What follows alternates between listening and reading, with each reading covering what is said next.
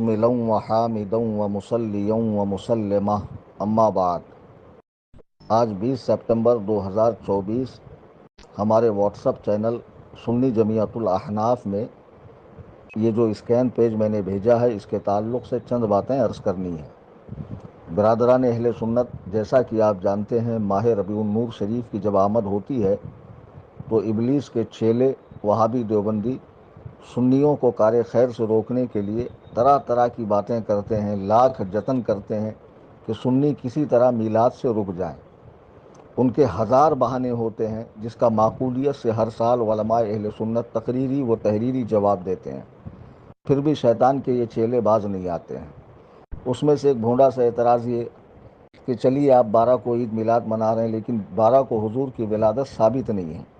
تو اسی چینل میں اوپر میں نے مولوی اشرف علی تھانوی کی کتاب ارشاد العباد فی عید المیلاد کا اسکین پیج بھیجا تھا، جس میں اس نے لکھا ہے کہ جمہور کے نزدیک حضور علیہ السلام کی ولادت شریفہ 12 ربیع الاول ہی کو ہوئی ہے۔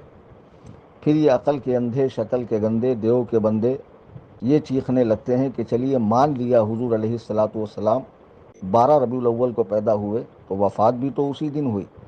تو جس دن حضور علیہ السلام دنیا سے تشریف لے گئے، مدینے میں ماتم پسرا ہوا تھا، صحابہ کی حالت غیر تھی، صحابہ دھاڑیں مار مار کے رو رہے تھے، اور تم کیسے عاشق ہو کہ حضور کا میلاد مناتے ہو وصال والے دن؟ یہ بھی ایک بہت بڑا جھوٹ ہے، اور اس جھوٹ کو ہم نے نہیں، خود دیوبندیوں کے حکیم الامت مجدد الملت مولوی اشرف علی تھانوی نے بے نقاب کیا ہے۔ جی ہاں، دیوبندی جماعت میں ایک بہت بڑا نام اکابر دیوبند میں جس کا بہت اونچا مقام ہے، یعنی مولوی اشرف علی تھانوی جو کئی کتابوں کا مصنف ہے، اور یہ اسکین پیج جو آپ کو اسکرین پہ نظر آ رہا ہے اس کتاب کا نام ہے نشر الطیب فی ذکر النبی الحبیب صلی اللہ علیہ وسلم۔ مصنف کا نام لکھا ہے حکیم الامہ حضرت مولانا اشرف علی تھانوی رحمۃ اللہ علیہ۔ ولادت ہجری 1280، وفات ہجری 1362۔ اس کتاب کے صفحہ نمبر 215 پر مولوی اشرف علی تھانوی لکھتا ہے حضور کی وفات کے حوالے سے، اور وفات آپ کی شروع ربیع الاول سن 10 ہجرت روز دوشنبہ کو قبل زوال یا بعد زوال آفتاب ہوئی، یعنی دن تو دوشنبہ کا تھا اور مہینہ بھی ربیع الاول کا تھا، لیکن وہ شروع کی تاریخ تھی۔ تو یہاں اس نے انڈر بریکٹ بین القوسین ایک مار کر نیچے حاشیے میں لکھا ہے۔ حاشیے میں کیا لکھا تھانوی نے؟ اور تاریخ کی تحقیق نہیں ہوئی، اور 12ویں جو مشہور ہے وہ حساب درست نہیں ہوتا، کیونکہ اس سال ذی الحجہ کو 9ویں جمعہ کی تھی، یعنی حضور علیہ السلام نے وصال سے پہلے جو حج فرمایا تو وہ حج جو ہوا تھا وہ جمعہ کا دن تھا اور ذی الحجہ کی 9 تاریخ تھی۔ تو یہ لکھتا ہے، اور یوم وفات دوشنبہ ثابت ہے، یعنی سرکار کا دنیا سے تشریف لے جانا جس دن میں ہوا وہ دن دوشنبہ کا تھا، اور جو حج کی تاریخ تھی 9 تاریخ وہ جمعہ کی تھی۔ تو تھانوی لکھتا پس جمعہ کو ذی الحجہ 9 ہو کر 12 ربیع الاول دوشنبہ کو کسی طرح نہیں ہو سکتی۔ اگر یوم عرفہ کا دن 9ویں ذی الحجہ ہے تو پھر اس کے بعد جو پیر آئے گا وہ 12 تاریخ کو نہیں آ سکتا ربیع الاول کے مہینے میں۔ یہ مولوی اشرف علی تھانوی دیوبندیوں کو لکھ رہا ہے، تو کالے منہ والے دیوبندیوں کو مکھی کے پیشاب میں ڈوب کر مرنا چاہیے، جو سنیوں کو کار خیر سے روکنے کے لیے طرح طرح کے بہانے کرتے ہیں۔ اور یہ صرف مولوی اشرف علی تھانوی نے ہی نہیں لکھا ہے، بلکہ دیوبندی جماعت کا بہت مشہور عالم اس وقت کا مولوی تقی عثمانی، اس کا باپ مولوی شفیع عثمانی دیوبندی، وہ اپنی کتاب سیرت الانبیاء جلد 1 صفحہ 119 میں لکھتا ہے کہ وفات کسی طرح بھی 12 ربیع الاول کو نہیں بنتی۔ جی ہاں، اور بھی بہت سے قدیم مورخین نے لکھا ہے، لیکن ہم دیوبندیوں کے ہی حوالے یہاں پیش کر رہے ہیں۔ اسی طرح مولوی شبلی نعمانی دیوبندی اور مولوی سید سلمان ندوی نے سیرت النبی میں تفصیلی بحث کر کے یہ ثابت کیا ہے کہ حضور علیہ السلام کا جو وصال ہوا ہے وہ یکم ربیع الاول یعنی ربیع الاول کی 1 تاریخ کو ہوا ہے، نہ کہ 12 تاریخ کو ہوا ہے۔ اب مان لیجئے کہ اگر حضور علیہ الصلوۃ والسلام 12 تاریخ ہی کو دنیا سے تشریف لے گئے، مان لیجئے، تو جب ہم ماہ محرم میں امام عالی مقام سیدنا امام حسین رضی اللہ تعالیٰ عنہ کے غم میں آنسو بہاتے ہیں، اس غم کی تو شریعت میں اجازت ہے کہ جب واقعات کربلا کو سنتے ہیں اور امام پاک کے حوالے سے جب واقعات بیان ہوتے ہیں تو ہماری آنکھیں بہنے لگتی ہے۔ تب دیوبندی آ کر کہتا ہے کہ اسلام میں کسی بھی مرنے والے کا غم 3 دن سے زیادہ منانا جائز نہیں، جو دنیا سے جا چکا ہے، فوت ہو چکا ہے، وصال کر چکا ہے۔ تو پھر یہی اصول تمہیں حضور علیہ الصلوۃ والسلام کے وقت یاد کیوں نہیں آتا کہ سرکار کو دنیا سے پردہ فرمائے ہوئے کئی 100 سال ہو گئے، 14 صدیاں گزر گئی، 15ویں صدی ہے، تو اب کس بات کا ہم غم کریں؟ لیکن یہاں پر یہ مکاری کرتے ہیں۔ حالانکہ اسلام میں واقعی کسی بھی دنیا سے جانے والے کا غم سوگ 3 دن سے زائد منانا جائز نہیں ہے۔ ہاں، مرنے والے کی بیوی جو ہے وہ 4 ماہ 10 دن اس کا سوگ منائے گی، اس کی عدت کرے گی، وہ غم کریں گی، لیکن دیگر کو اس کی اجازت نہیں ہے۔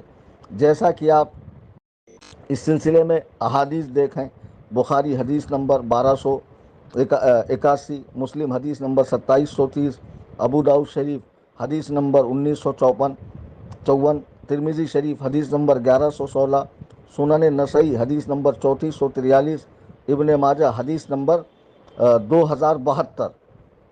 اور پھر حضور علیہ الصلوۃ والسلام جو دنیا سے تشریف لے گئے وہ ایک مقصد کے لیے تشریف لائے، اور جب اللہ کا دین آپ نے امت میں عام فرمایا، صحابہ کو اس کا امین بنایا، مبلغ بنایا، پھر ملک الموت نے آپ سے اجازت طلب کی روح اقدس قبض کرنے کے لیے۔ جب آپ نے اجازت مرحمت فرمائی تب آپ اپنی مرضی سے اپنے رب سے شرف لقاء کے لیے تشریف لے گئے۔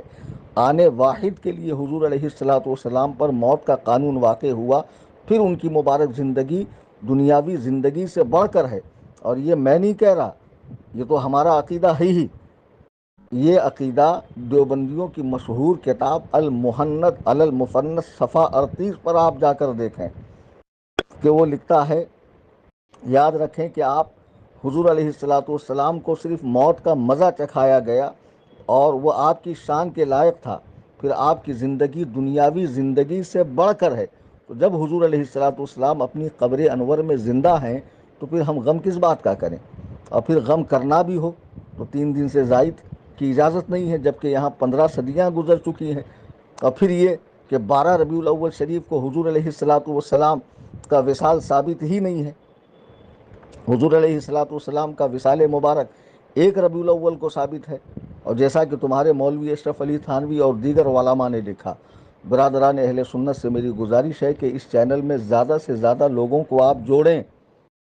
کم علم سنی بھائی بہن جو بہکاوے میں وہابی، دیوبندی، غیر مقلدوں کی، رافضیوں کی باتوں میں آ کر اپنے مسلک حق کو چھوڑ دیتے ہیں اور ان کے پیچھے چلنے لگتے ہیں، ایسے دوستوں کو جوڑیں، انہیں سمجھائیں کہ اس چینل میں آنے والی پوسٹ کو پڑھا کریں اور آڈیو کو سنا کریں، اس سے تمہارے علم میں اضافہ ہوگا۔ اور یہاں ہر بات باحوالہ مستند کہی جاتی ہے، جو بھی بھیجا جاتا ہے وہ ثابت ہوتا ہے۔ اور ایک عالم دین کا ایک مناظر کا گروپ ہے، اس میں رہ کر وہ ہمارے سنی بھائی جو سوشل میڈیا پہ ایکٹیو رہتے ہیں اور وہابی دیوبندیوں سے بحث کرتے ہیں، ان کو بھی یہاں سے ہتھیار ملیں گے۔ زیادہ سے زیادہ اس چینل سے لوگوں کو جوڑیں، اسے اہل سنت و جماعت مسلک اعلیٰ حضرت کا سب سے بڑا چینل بنائیے، اور انشاءاللہ اس چینل سے یکے بعد دیگرے تمام فرقہائے باطلہ کا کھلا آپریشن ہوگا۔ اور جن کو بھی مناظرہ کرنا ہو عدنان حنفی کے نمبر پہ رابطہ کریں، میرے گھر کا ایڈریس پوری دنیا کو معلوم ہے، یہاں آ کر مناظرہ کیا جا سکتا ہے۔ چینل سے جوڑنے کے لیے آپ دوستوں کے واٹس ایپ کو کھولیں، اپڈیٹ میں جائیں، اوپر سرچ کا بٹن ہے، سنی ٹائپ کریں، سنی جمعیت الاحناف لکھا آئے گا، اس پر کلک کریں، فالو کو دبائیں، بیل آئیکن کو دبائیں، انفو میں جا کر فارورڈ میں سے آپ چینل کی لنک دیگر دوست احباب کو بھیج سکتے ہیں، اسٹیٹس پہ رکھ سکتے ہیں۔ اس طرح اس چینل کو آپ بڑے سے بڑا چینل بنائیے، انشاءاللہ الرحمن۔ اس چینل سے تمام فرقہائے باطلہ کی پول قرآن و حدیث کی روشنی میں کھولی جائیں گی، اور ان کی کتابوں سے ہی ان کے چہروں سے نقاب ہٹایا جائے گا، اور اہل سنت کے صحیح عقائد اور معمولات اور عبادات جو بھی ہیں انشاءاللہ الرحمن قرآن و سنت سے اس کی تائید یہاں پیش کی جائیں گی۔ اللہ تبارک و تعالی ہم سب کو اہل سنت و جماعت یعنی مسلک اعلی حضرت پر استقامت نصیب فرمائے.